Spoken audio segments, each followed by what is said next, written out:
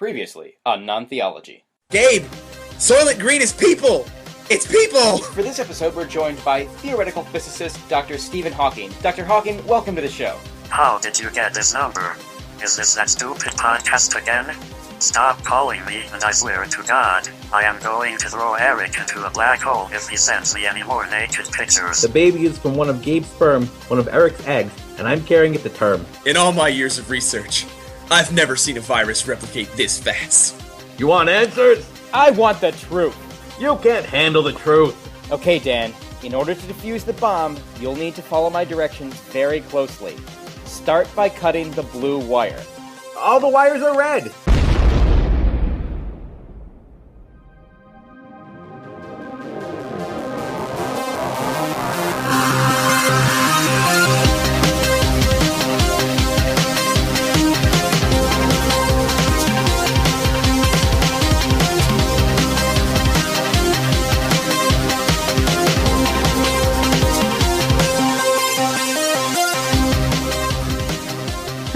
Welcome back to NonTheology, the show here to fill the podcast-shaped hole in your heart.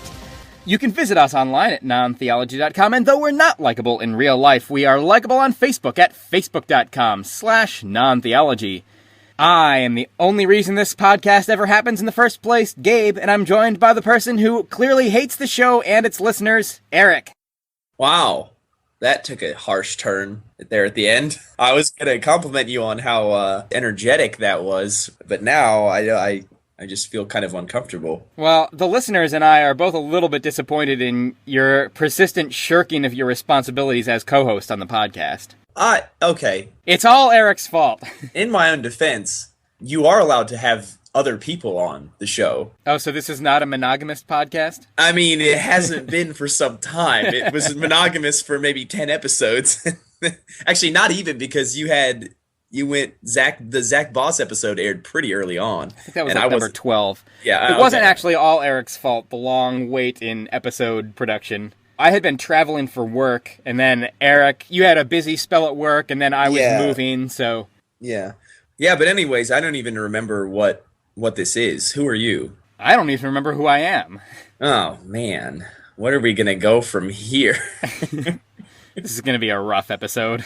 Most of them are, though, so I mean, that's really, true. It feels like we picked up right where we left off. Did you listen to the previous episode from like a million years ago, Eric, with Daniel Dewey about artificial intelligence? Yes, but it was so long ago that I don't recall very much of it. That was the "Hey Kid, I'm a Computer" episode. Which is a very obscure reference that nobody's going to get. Probably not. It's all right. Unless our friends are listening, maybe they'll get it. We have friends? Well, before we get into anything that you want to talk about, there's one You mean thing... anything of substance? Now, this is good. The thing that I want to talk about. I wasn't sure if you'd even have a clue that this had happened since it's sports related. And the only reason why I'm bringing it up is because has to do with the NFL, which is like... Oh, you're going to talk about the guy who caught the touchdown? No. But the NFL is like the biggest thing that there is in the United States. Is it bigger than Alaska? Shut up. Everybody watches the Super Bowl even if they don't like football. Except for me. It's ridiculous how many people watch the Super Bowl. The NFL draft got better ratings this year than the NBA postseason playoff games got. So it's a big deal. And there's a guy by the name of Michael Sam who was the SEC Defensive Player of the Year. The SEC is the Southeastern Conference, I think. They're a big football conference in college athletics. This guy is openly gay. He said after his senior year of college football, he came out on the news and said that he's gay. He said that the players on his college team, which is Mizzou, which is in Missouri, he said they have known for some time. He told them a while ago, but he hadn't told anybody else, and it was a big secret. But he came out and told everyone that he's openly gay, and then he got drafted by the St. Louis Rams. So now it's the first time in the history of the NFL, which is by far the most popular sports league in the world, I think you could probably say. Maybe like European soccer, maybe is the only thing that could be as popular as the NFL. So now there's an openly gay player in the NFL. He hasn't actually made the team yet, but it's a big story, and I suppose we should be happy about it for sure. I mean, I guess I'm definitely happy about it. What I'm trying to say is, I guess I suppose it should be viewed as progress, just because it's exposing people to an idea that they're not necessarily familiar with. Like, there's video that they showed on ESPN of him like receiving the call from Mike Fisher, who's the head coach of the Rams, that he had been drafted, and it was really emotional. He's crying and stuff, and he's there with his boyfriend, and him and his boyfriend kiss a few times on camera. Nice. Yeah, and I looked at it as, okay, there's two people who are in a relationship and they're kissing each other, whatever. If that was a guy and his girlfriend in the same situation and the guy and his girlfriend kissed each other, nobody would have said a damn thing about it. But a bunch of people thought that it was inappropriate for ESPN to show these two dudes kissing, which is stupid. It's not inappropriate at all. But a whole lot of other people also said, like, well, I just think it's inappropriate to show two people kissing like that in general, no matter what. And I just want to be like, shut up. No, you don't. The only reason you're saying that is because it's two dudes and you're a homophobe. So get out of here. Like, it's so annoying that people were saying stuff like that. But anyways, closing remarks about that is, we've spoken on this show many times about how in order to get people to sort of accept an idea, they have to be exposed to it numerous times before they will actually take it seriously, or before they will actually, sort of accept it as a legitimate idea. Most people, right. The first time they're introduced to something that's out of the ordinary or different from them, they're going to brush it aside or say that it's bad or wrong or whatever. And then the more and more that keeps happening, it takes a while for them to wrap their minds around it. So something like that is a good example of, if gay people are ever going to be taken as seriously as heterosexual people in this country, that's the kind of thing that people need to see and get used to. So I think for that reason, I was happy to see it. I'm guessing that he's not the first gay person to be in the NFL. He's probably just the first openly gay person to be in the NFL. Yeah, definitely. I mean, well, yes, in the NFL in general, it's kind of like a big, Christian club. The vast, vast majority of NFL football players, I'm sure, are Christians, and it's sort of, they all pray together before and after games and stuff on the field in front of the cameras so everybody can see how wonderfully religious they are, Anytime somebody gets hurt seriously, they all huddle up in a big circle and drop down on one knee and pray together and stuff, which that's fine. They can do that. I'm not saying they shouldn't be doing that, but it's a real Christian group, the players in the NFL. And so obviously there's sort of a natural sort of schism there with a gay person and then all these people who are Christians, not because necessarily that's the way it has to be, but that's how it ends up being. You know what I mean? There's plenty of Christians who are fine with gay people, but when you get a bunch of Christians all together, usually there's some anti-gay sentiments coming out at some point or another. So that's why it's kind of interesting that now somebody has actually gone out and said, yes, I am gay, and here I am. So I'm quite certain that if he goes on to make the team, it's going to be fine. There's not going to be any issues with that. It's not going to create any real problems. But there are people who now are saying that it will. Like, they're saying, you can't have that. That'll never work out, blah, blah, blah. But that's just because they're homophobic and stupid. So, sure. But anyway, that's an interesting story. I most certainly will be interested to see if he ends up making the team. I would love to see him play a game with the St. Louis Rams. Rams. If he actually does play a game with them, that will be another story altogether. But yeah, as far as openly gay people in the major sports in the United States, it's almost unheard of. So it's not something that happens all the time. So it's a pretty cool story, I guess. But that was the only thing I really wanted to bring up before we get going. Yeah, so today we're going to be getting back into one of my favorite things to do in the podcast, which is to go over logical fallacies and cognitive biases. We've got a good one for today, but before we do that, Eric, do you want to play a game of Wait What? I always want to play a game of Wait What. Now, before we do this, we should explain it. I got a complaint from one of the listeners who said that he started listening to our episodes after we had introduced the game, and he's just like, what the hell is Wait What? What are they doing? Yeah, so it's not that difficult, I don't think, but it's just a trivia game. I ask Eric some questions about something that has to do with someone saying something stupid, and Eric has to figure out what the question is. Yeah, I mean, it takes on different forms. Sometimes it's who said this, sometimes it's what are they talking about, sometimes it's both. So, so it's... Right, and the reason it's called Wait What is because when you learn what the person said or, what the subject they're talking about is, you sit back and you're like, wait, what the fuck does this have to do with what you're... Wait, what? Right. Well, the lesson here for our listeners is, if we're ever talking about something that we have obviously talked about in a previous episode, you just need to go back and listen to every single episode until you find out whatever it is we're alluding to, and then you'll be on the same page as us. You just need to go to our website and donate money to us until you figure out what the problem was. That'll be difficult because there's no way for our listeners to donate money to us right now. I'm sure there's somebody who's listening who's like, I knew it was just a matter of time before they started asking for money. What is this shit? They go on a 3-month break and then they come back and ask for money? All right, so Eric, this guy is describing a lifestyle. Homosexuality. Don't jump the gun here. It's your job to guess, based on his description, what that lifestyle is, all right? Okay. Okay, this lifestyle is like having... You can't even read it with a straight face. It's really hard for me to do this. It'll be a miracle if I can get this out in a single sentence. This lifestyle is like having 8 of your friends take a dump in your bed and then you sleeping in it for a year.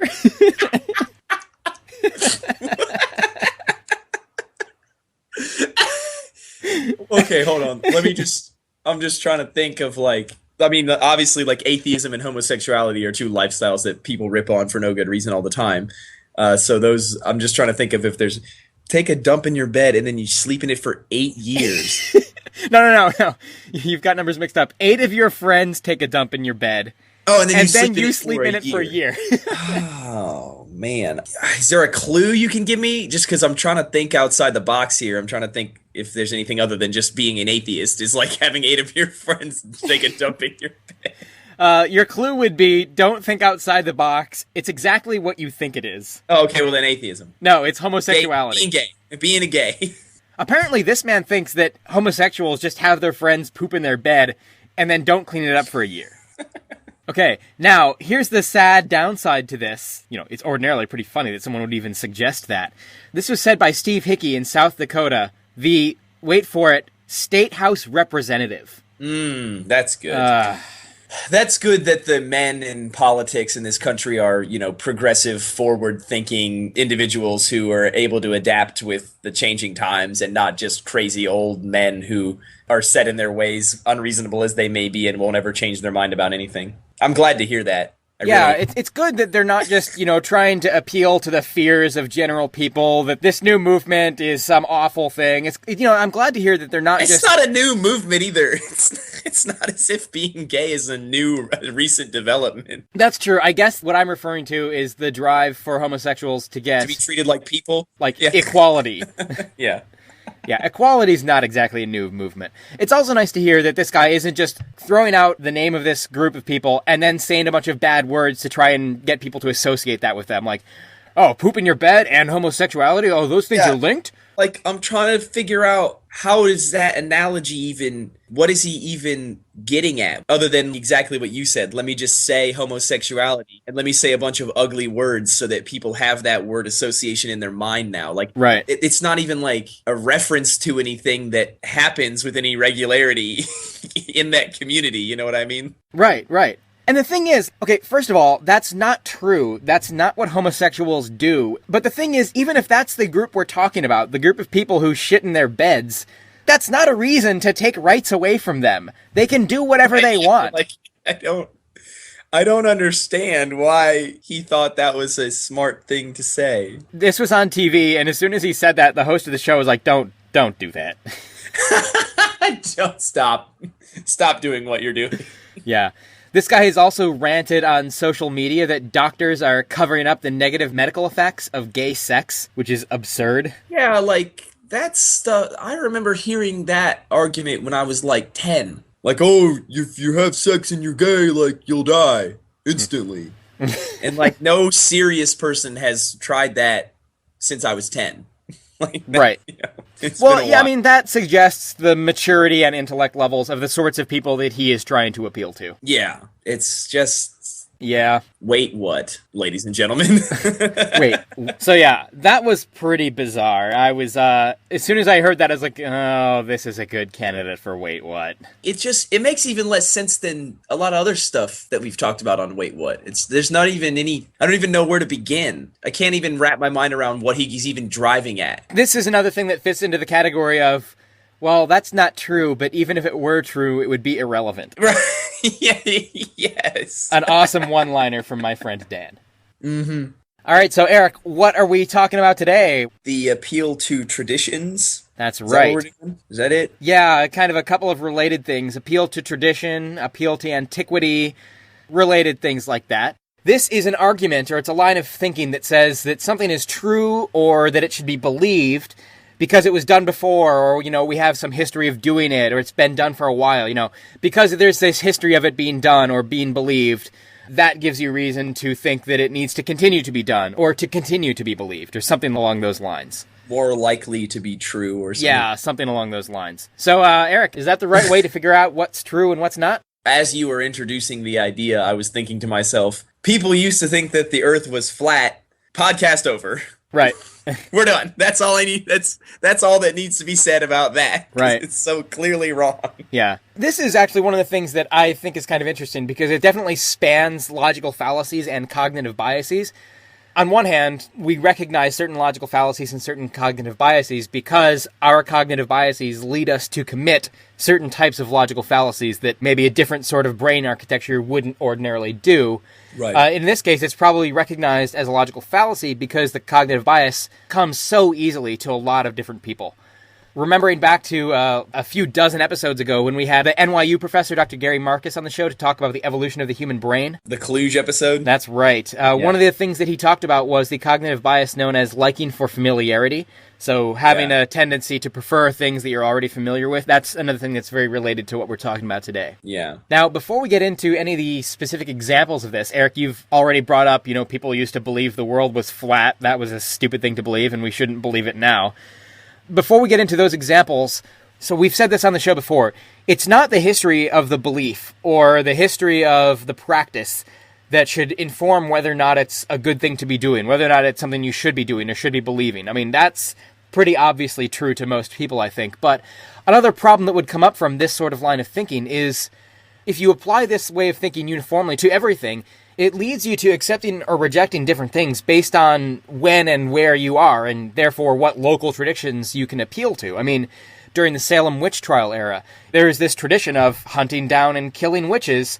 That would be the thing you should be doing. But now we don't believe that anymore, and 100 years in the future, people are probably going to be looking at what we do now and saying like, oh, look at those crazy people who thought that what they were doing was right, just because they had that tradition of doing it. Yeah, I mean, it's sort of the metric that you need to use to decide whether or not a practice should continue is the results that it yields, or whether or not it's founded in any sort of reasonable foundation, I guess, not whether or not other people have done it before. Right, yeah, exactly.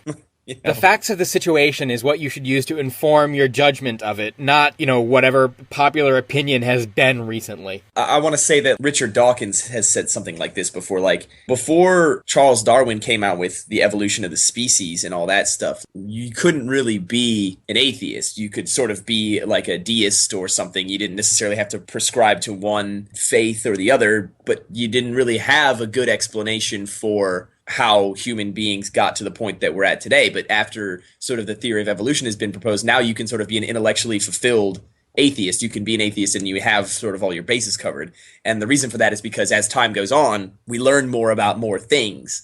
And so that means the way that things used to be done is going to have to at least be modified in some way. People used to think that since you can take, and people still think this, I don't want to say people used to think this as if nobody thinks it anymore, because there's still plenty of people who do think this, but people used to think that you could just take from Adam and Eve in the Bible and just add up all the years that everybody in the Bible has lived to get to today, and that means the earth is 9 or 10,000 years old or something like that. And that used to be, when that idea was proposed originally, that's not a bad idea, man. Hey, good job, good thinking there. That's clever. But now we have things like real methods of deciding how old the earth is. And so that means that the old method doesn't apply anymore because it's totally wrong. And we know that now. Wait, Eric, are you telling me that we now have better methods of dating the age of the earth than adding up the fictional ages of fictional people from an ancient document? Right. And like, how could you possibly get better than that? And like, the funny thing about that is like Noah and like a lot of the people from like way back, they all supposedly lived to be like 900 years old, stuff like that. And just to clarify, Noah and all the other people from way back in fiction. Right, yeah, right. But, it's so in order to get to the age of the earth that the young earth creationists believe in, you have to account for like Noah and, I don't know, Abraham, or I don't know, other people being, 10 times as old as it's possible to actually be if you're a human. Right. Anyways, I'm done. Let's move on. Yeah. So one comment to just roll back into that real fast. So yes, Dawkins has said that the theory of evolution has allowed atheists to be intellectually fulfilled. I don't actually agree with that. I think you could have been an intellectually fulfilled atheist before Darwinian evolution was proposed as a mechanism for the diversity of biological life. I mean, I consider myself to be a rather intellectually fulfilled atheist, but there's lots of things that I don't understand and that science hasn't informed our knowledge about yet. I mean, I don't know how the universe came into existence. That doesn't mean I'm not intellectually fulfilled. And similarly, I could have been some guy in the early 1800s saying to himself, well, I know a lot about how the universe works, but I don't happen to know where all these different animals came from.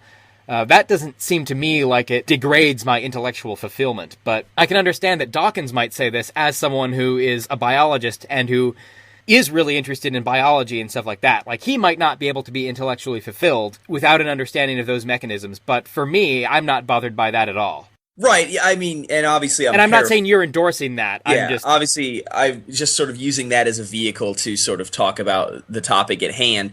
And obviously I'm paraphrasing, so I don't really know exactly like what the context and like the full extent of that like quote and line of reasoning from him is. But yeah, definitely, but I think you're doing that quote justice. Like, I think that's along the lines of what he was driving at. It definitely, at like for the point I was bringing it up, because I don't disagree with you when you say that, but definitely for the point at hand today, it definitely does sort of is a good example, I think, of like why just because things used to be done a certain way doesn't necessarily mean you have to keep doing them that way, or that way is always going to be correct, or, you know, some such line of reasoning like that. That's really all I meant to bring it up as. But yeah, right, sure. Right. All right, so Eric, you've brought up one of these already, but let's jump into a couple of examples of this. Do you have any off the top of your head, or do you want me to just go from my list? Well, let's see. So I mentioned that people used to think the Earth was flat. People used to think that the Earth was only 9,000 years old, and still do. I guess there are probably some people out there who still think the Earth's flat. Yeah, there was actually, I don't know if there was a guy, I think in Iraq, who was defending that the Earth was flat because it doesn't say in the Quran anywhere that the Earth is round. And you know what, Gabe? We should all probably stop and really consider that before we move on with our lives thinking that we live on a round planet, because he might be onto something there. As someone who's been really interested in space travel and orbital mechanics for a long time, I feel like I have a pretty good reason to believe that the Earth is not flat. I mean, so let's see. It's probably round, just like every other celestial body in the universe. Right. That we can look at with telescopes. Right. It'd be funny to look through a telescope and, like, all these round things orbiting other round things, and be like, our planet is just like one of those, except it's flat. It's just flat. Yeah.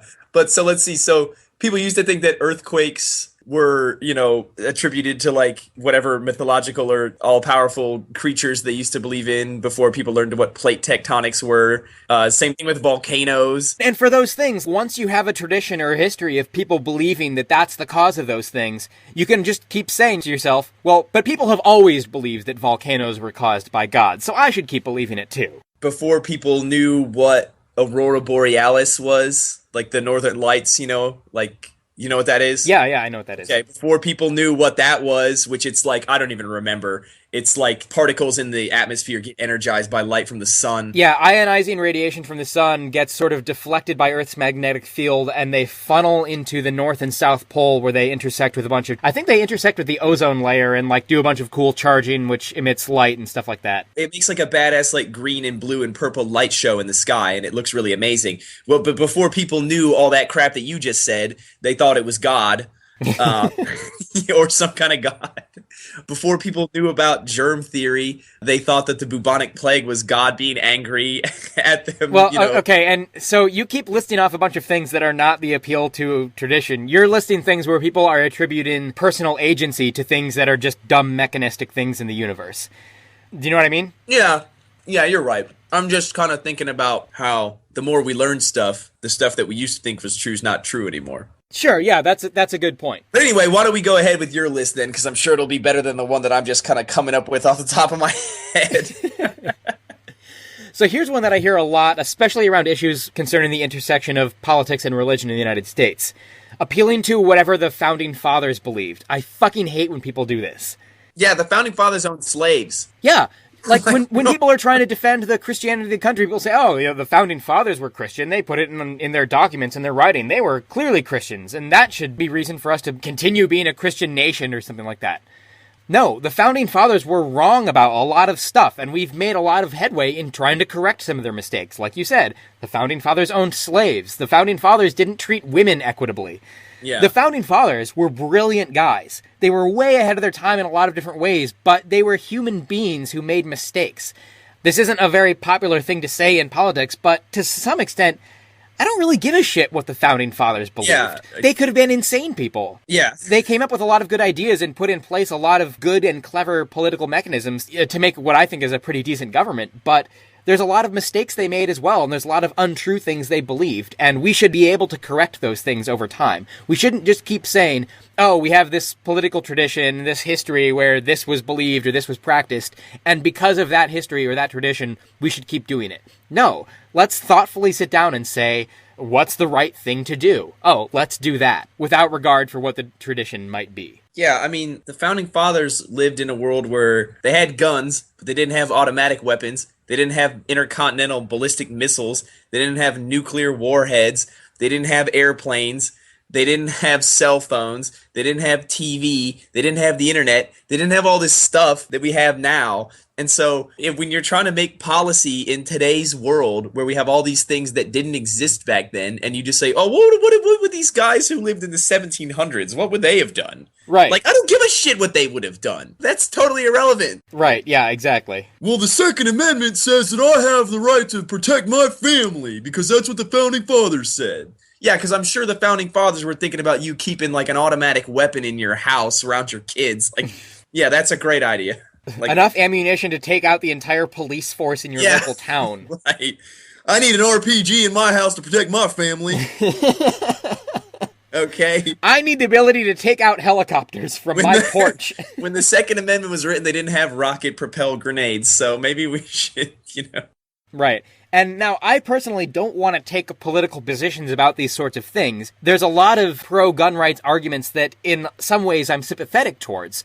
I think for the purposes of this show, what we're objecting to in this context is people saying there's this history of gun ownership in this country, therefore gun ownership is right. Gun ownership might be right or it might be wrong, but whether or not there's a history of it, I think, is totally independent and irrelevant to that discussion. Yeah, I guess I should clarify. I just enjoy making fun of gun nuts because it's easy and funny. They do make it easy. Yeah, but I mean, like the NRA. But I have lots of interesting characters in my family, in my extended family, and some of them are what I would describe as gun nuts. I've spoken with them about it, and they, I think there are plenty of good arguments out there for, gun ownership and things of that nature.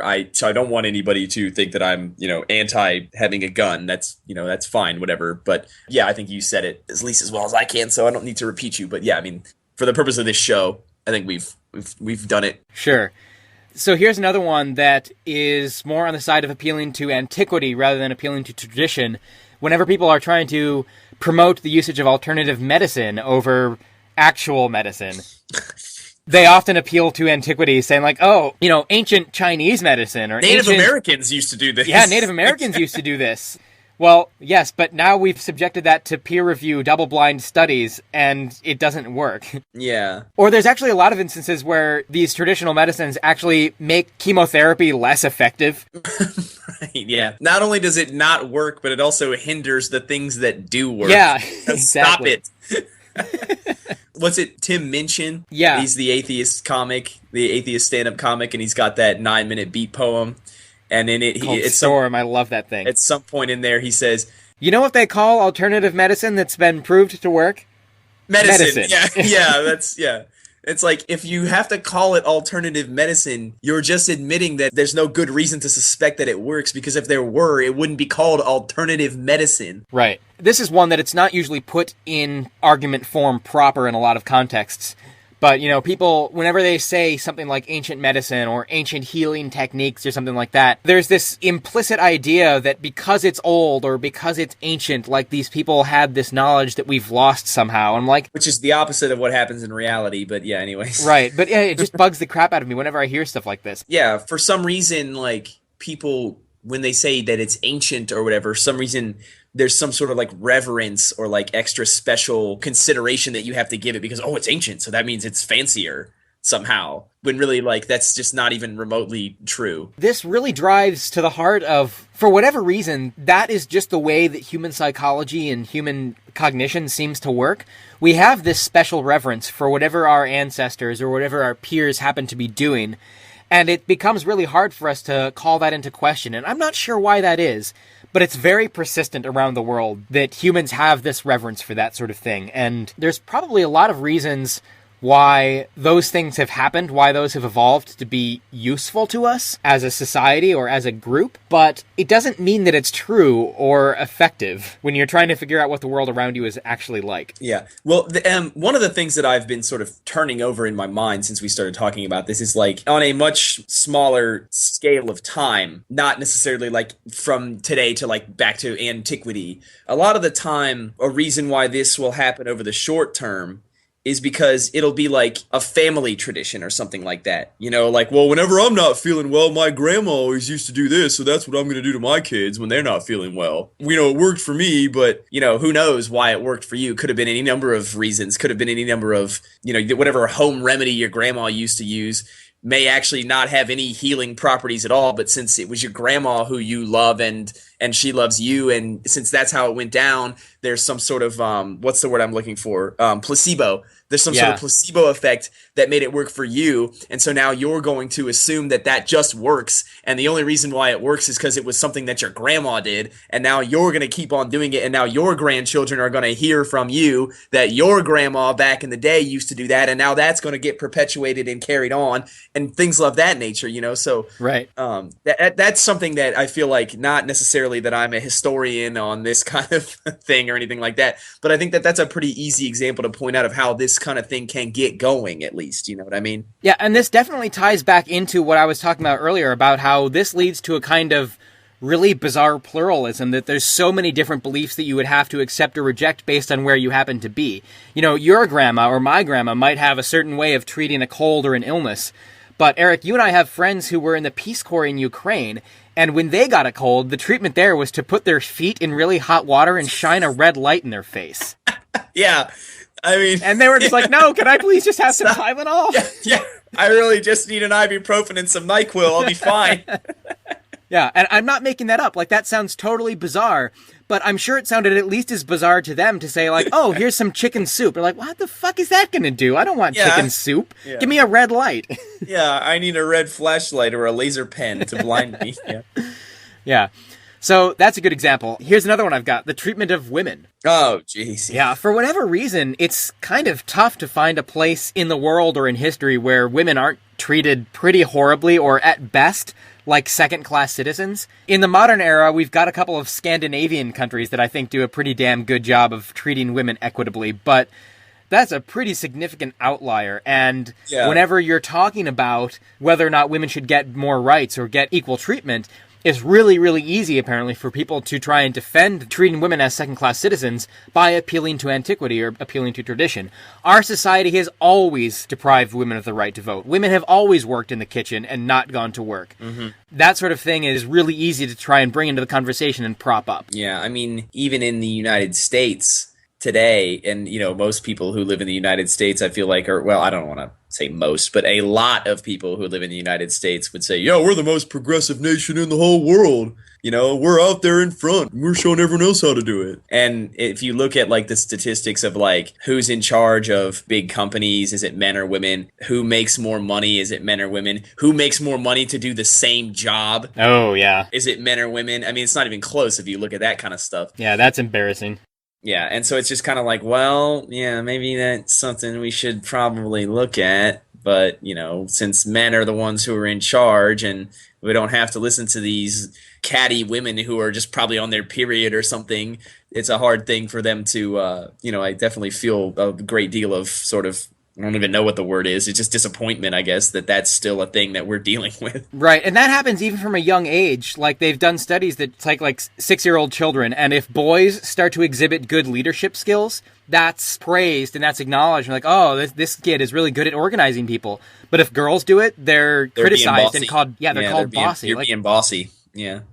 Like, that's a bad trait for a woman to have, but it's a good trait for a man to have. But no, it's just a good trait. Having good organizational and leadership skills are just good things. Yeah, because most people don't have that. Right. The whole treatment of women thing, I think, is really sad. That's one thing that Eric, you and I can both probably say this. Our mothers came from an era where women didn't really go to college, weren't really encouraged very much to pursue an academic or intellectual career or path in life. And both of our moms have advanced degrees in pretty sophisticated fields. And I think, at least in my case, I'm really proud of my mom that she was actively discouraged from going to college, even though she was incredibly smart compared to her peers.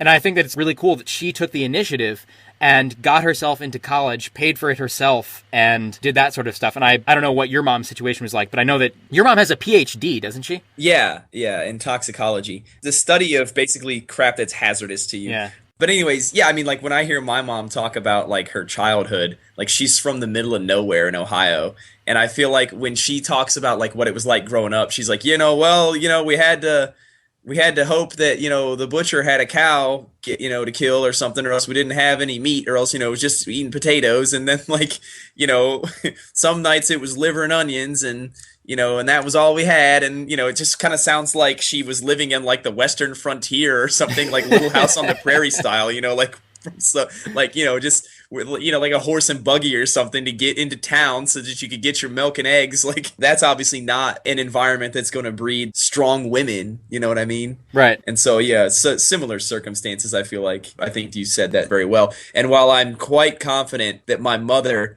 would never ever want to listen to this podcast, if there was going to be a 5-minute segment that she could listen to, that would have been it. Sure. So thanks, Mom. Probably same with my mom. Yeah.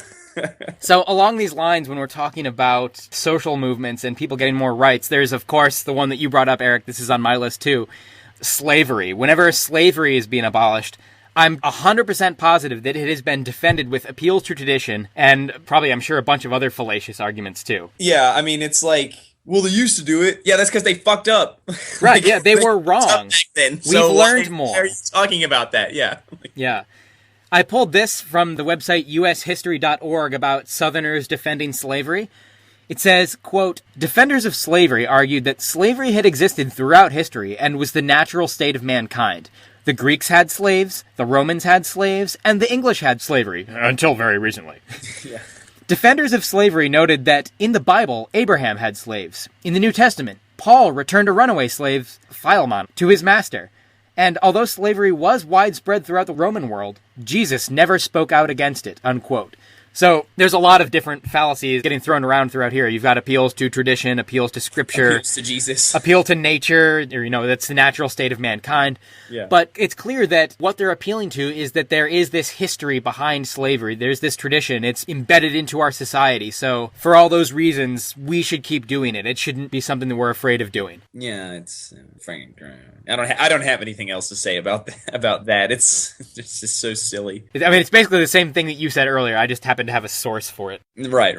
So what about the law? How does this work in with the law? Like, if someone is citing the law, is that basically just an appeal to a tradition that we've enshrined and codified in our legal system? That's an interesting question, because I think to a certain degree, yes. But the reason why the laws are in place is not because of people just continuing to do things the way they used to be done. The reason the law is in place is because there was a situation that people decided there needed to be a decision made about whether or not this is going to be okay moving forward from here.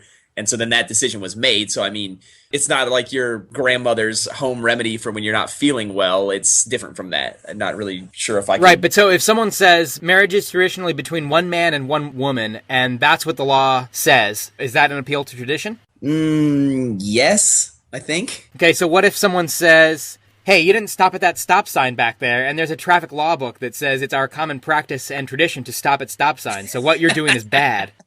I mean, for some reason I disagree with you calling stopping at a stop sign a tradition.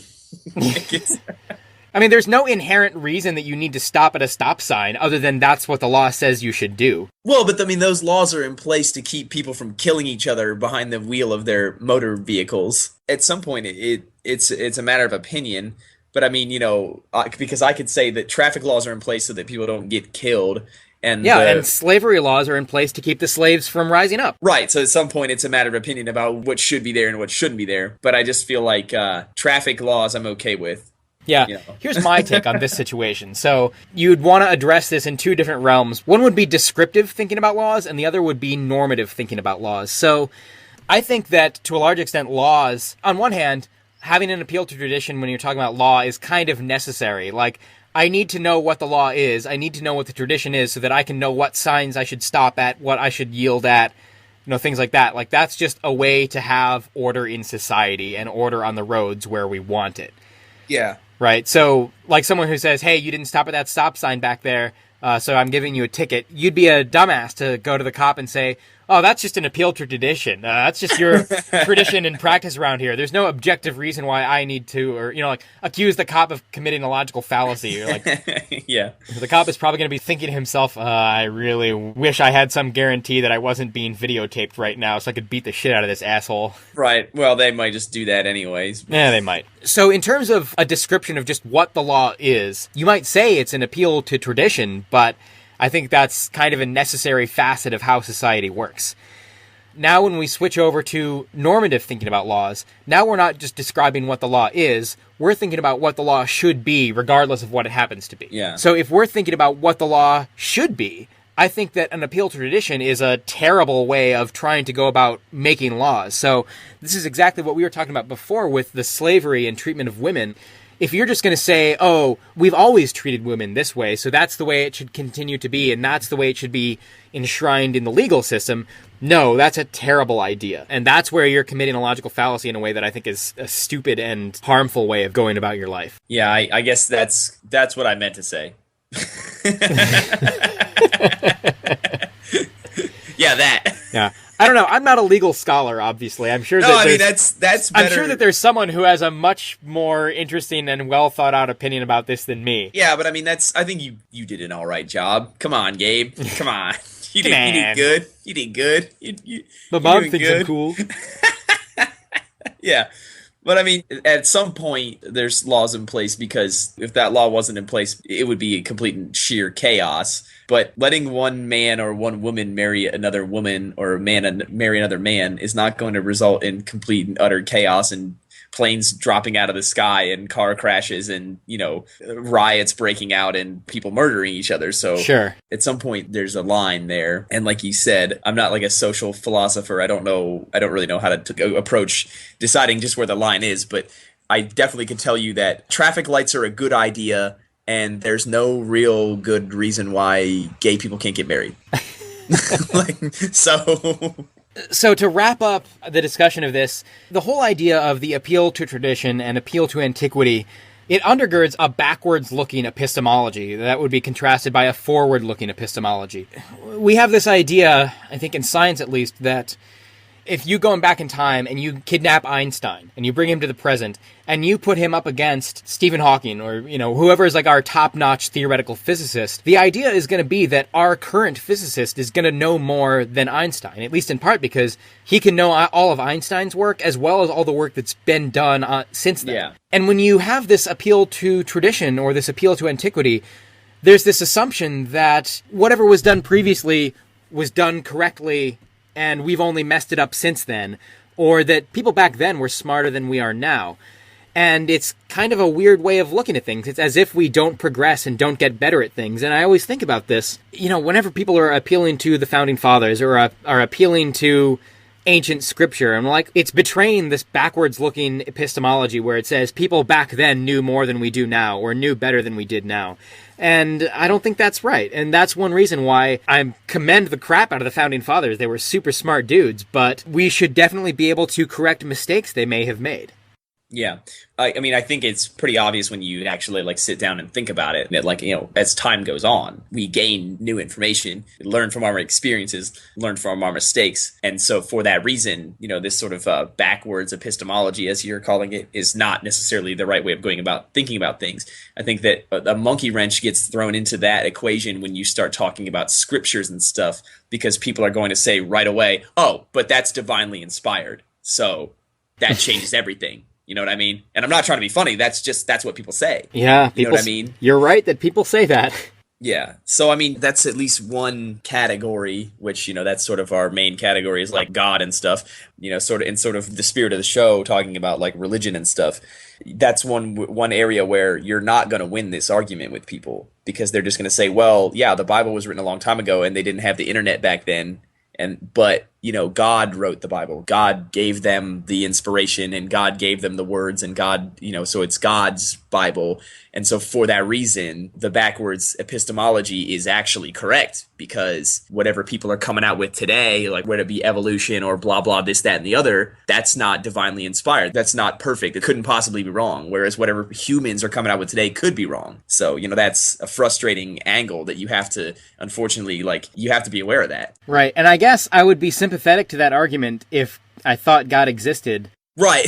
Right. Yeah. There might be, if an omniscient being wrote a book with factual information in it, that might be a good argument to say, well, because this omniscient being who doesn't lie wrote it down, it's right. It's obviously... It's a good reference to use. Right, yeah. That'll be in my bibliography. Yeah. We're excited. Number 1, the Bible. Omniscient being that can't lie. Yeah, right, yeah. Personal interview. Yeah. I guess, unfortunately for those people, such a being doesn't seem to exist, and the book that they cite seems to have a bunch of factual errors in it. Right, that's the thing I always want to point out, is if it's divinely inspired, why is there so much shit in there that's wrong? Why does it say that if you display a striped pattern in front of a cow that it'll give birth to striped calves? Why does it say that? That's not right. Right. How did that... Didn't anybody edit this? Didn't God have Jesus edit it before he put it out, before it got published or something? Right. But anyways. Anyway, so I think that'll be good to wrap up our discussion of the appeal to tradition. Hey there, listeners. I had this episode ready to upload, but my internet is down following some rough weather, so I figured I'd monologue here just to make some final points about the appeal to tradition. One thing to notice about this is that it's a way for people to justify beliefs they already have, rather than generate new beliefs. By definition, it's making reference to existing traditions and beliefs and practices, so it comes up whenever those things are being questioned or changed. In that regard, you might think of it as a defensive logical fallacy, insofar as it's employed to defend the status quo or the current state of affairs. That's one reason that so many of the examples from the show revolved around making changes, like abolishing slavery or enabling women to have a greater role in society. To step outside of some of the historical examples we looked at, you should also think about some of the times that individuals or societies might be considering changes.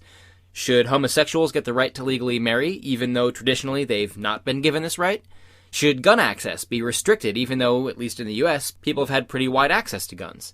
Should you be a vegetarian, even though most humans throughout history have eaten meat? Should you go to your doctor to have that weird growth checked out because your family has a tradition of having doctors inspect their growths? Regardless of what anyone thinks the answers to these questions are, hopefully we don't arrive at those answers simply by observing traditions. The point is to use logic, reason, and empiricism to figure out what to do, regardless of the tradition. So that's it for my monologue. Enjoy the rest of the episode. Eric, do you want to take a look at some of our listener feedback we've gotten? Yes, absolutely. Right. It's my favorite thing to do. I love it. Should we explain why we're calling everybody Kevin? That's another thing that we don't ever explain, but I think it's a good enough inside joke that... Sure, yeah, you got it. That one you do have to go back and figure out on your own.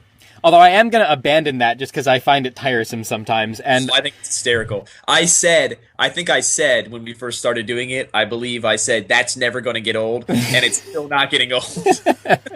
I still think it's hysterical. Well, it's funny because that was prompted by one of our listeners complaining that we had used their name without permission. It's a joke, Gabe. Oh, anyways, all right, whatever, fine. But I've also had complaints from listeners since then saying, hey, I didn't want you to just call me Kevin. I thought what I said was cool, and I wanted attribution. All right, listeners, so from now on, if you want us to call you by your real name or whatever, let us know. If you don't, we're calling you Kevin. At least I am.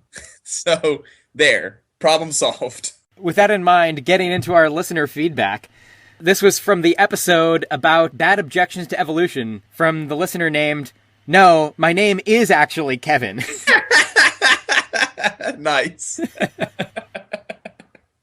That's good. Yeah. He says, haha, you guys forgot that evolution violates the second law of thermodynamics. You dudes messed up by not including that one, which means everything else you said, it's a fallacy. I think if I had to guess, I would say that no, my name's actually Kevin is being a troll right now. And that's not actually what he thinks. Probably, yes. Oh, good. But anyway, as far as the second law of thermodynamics is concerned, may I? Because I actually know. I actually know how to address it. Please, Eric, you may. The second law of thermodynamics states that randomness will continue to get more and more random, right? Entropy. The amount of entropy in the universe goes up over time. So entropy increases over time. However, the second law of thermodynamics refers to a closed system. Inside of a closed system, entropy will increase over time. However, the Earth, which is what we are on, is not a closed system because we get energy from the sun.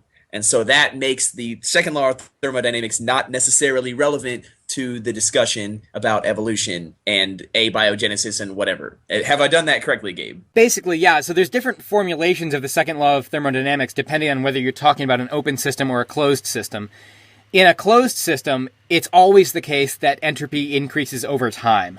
If you're talking about an open system where you're getting energy brought into it, it's not necessarily the case that entropy always increases over time. You can get decreases in entropy. You can get more order, less randomness, basically. So yeah. Yeah, we didn't cover that in the episode, but it's actually potentially a very big topic, and I would kind of want to do it some justice. So maybe we'll do an episode in the future devoted to the second law of thermodynamics. And also, just even if we had messed up on that, that does not necessarily mean that everything else we said is a fallacy. Right. That itself is a fallacy. I don't know if that was meant as a serious comment or another trolling comment. I think the whole thing sounds trollish to me. So. Yeah. Especially given that his name's No, my name is actually Kevin. Yeah, clearly no one in the universe is named Kevin. That's an absurd thing to say. Right. Yeah. Because that's a name that we just made up. I know. Our guests. It's not even pronounceable. No one could possibly have that name. Yeah, you can't. Yeah.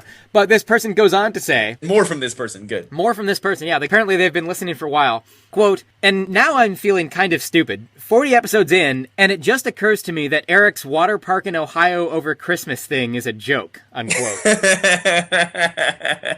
When Gabe way to troll all the listeners with this fictional water park that you work at in Ohio over Christmas break, Eric. No, that's funny that my personality on the show... me just describing my life would, make people think that I'm a big liar and that it's a big conspiracy theory, that I'm just messing with everybody.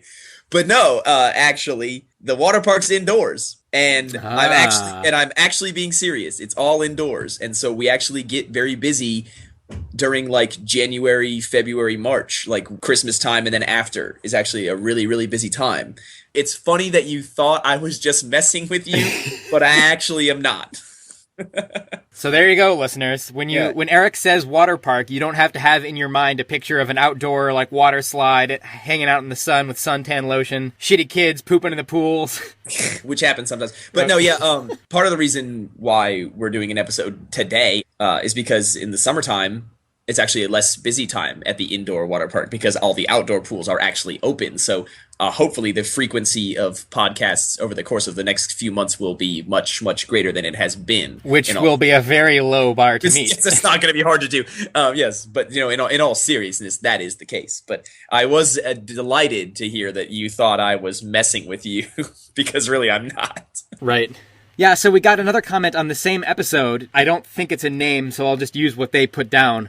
They put themselves down as W, which I'm pretty sure is actually George W. Bush, right? That's what he went by. Yeah, that must be who it is. That's probably who it is, yeah. That's the only explanation. I had said in the show that dogs giving birth to cats would be at least as problematic as a dog giving birth to a tomato or an ice cream machine. And so W comments, he says... To be fair, I think a dog giving birth to a tomato or an ice cream machine would be less problematic than a dog giving birth to a cat. Which, yes, that's probably true. At least you're like in the same kingdom. Like animals giving birth to animals is less problematic than animals giving birth to plants. Like, yes, sure, that's, I guess, less problematic, but still very thoroughly problematic if you ask me. It's still in the realm of, as far as our understanding of what descent with modification and evolution is and all that, it's impossible based on our current understanding of it. So when you approach it from that angle, it is the same amount of problematic as of anything else other than what we would expect based off of our understanding of what evolution is now. Right. There's probably, though, a way for you to, like, implant a cat embryo into a dog. Okay, you couldn't do that with a tomato seed or a bunch of ice cream machine parts. Sure. this person goes on to say, also... Former President Bush also says. Yes, former President George W. Bush continues to say, also, what happened to the podcast? Are you guys not making new episodes? I demand you produce more free media for my enjoyment. That's funny. Well, I'm glad that person has a sense of humor about it. Yes, I'm glad that former President Bush has a sense of humor about us, or about demanding that we produce more free content. I'm really glad that we have a former U.S. president listening. That's a pretty big deal for us. Yeah. We've had some pretty big guests on the show, and I also have some pretty some A-list celebrity listeners as well. Apparently. One last note to tie the show off: we are approaching our 50th episode. Oh, geez. And in base 10, that's a significant number. Yes. The base 10 number system. It might also be a significant number in base 5. I don't know. There's no way to know that, though. No, it's impossible to know.